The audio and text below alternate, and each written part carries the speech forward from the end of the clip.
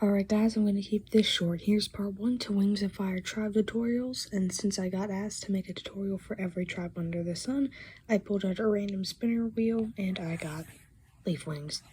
So let's get started. First off, I'm going to pick a pose. I decided to choose the one for Thorn in the Wings of Fire coloring book. It doesn't have to be from the coloring book. It doesn't even have to be Wings of Fire. Just pick a pose. Alright, so if you are even remotely familiar with anything I have done, y'all will know that I always start off any drawing with these blobby shapes. I mostly use them to help me get proportions and features of whatever I'm drawing as close to what I want as possible. This is basically the equivalent of the very first basic sketch that I see a bunch of artists do, except I do this instead, mostly because I think it looks neater and is less busy. Next is step 2, my outline or second sketch.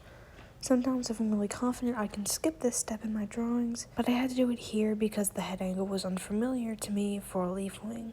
This is the stage where you give your blobby shapes some of its outlines and start to figure out the placement of the eyes and the facial features, as well as getting a better idea of how the line art will look and how the basic features and build of the dragon will tie together. This stage is still rough, but cleaner than stage 1. It's also the stage where you start to see the features that will define the dragon as the tribe that you're trying to draw, and in this case, LeafWings. Some important features to remember are that LeafWings are very slender dragons, a lot like Rainwings and Skywings, so you have to kind of control the amount of bulk you put on them. You also have to keep in mind the shape of their horns, the curvature of their snout and face, and of course the shape of their wings and the leaf at the end of their tails. Next is stage 3, the basic line art. In this stage, I mostly just trace over the sketch with some clear, neater line art. I also added the frills along the spine at this stage and started adding just slightly more detail on what I already had. This just makes everything look a little neater. In this stage, I try to pay more attention to the thickness of the lines that I'm using because they will be a part of the finished product.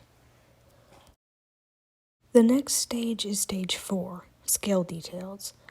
In this stage, I add all the final details of the dragon. This stage, I add the scale markings that seal the deal in identifying this dragon as a LeafWing. Probably the most notable feature about LeafWings is that they are covered in these scales that look like overlapping beans, and these scales are added in this stage. I think it's important to note that a few of these bean-looking scales on the neck will overlap into the underbelly. Just slightly, but it is noticeable, so don't be afraid if some of your beans don't stay in the main region of the neck or tail. Like the Skywings, the LeafWings also have some padding-like scales along their spine, so be sure to add those as well. In this stage, I also add some of the final, smaller details. This is where I add all the detailing on the underbelly and the vein markings on the wings and at the leaf at the end of the tail. And that's about it. So, hope that helped, and have fun drawing y'all's OC. There will also be a sheet version of this tutorial. There will be a link to it in the description if y'all want to look at that too.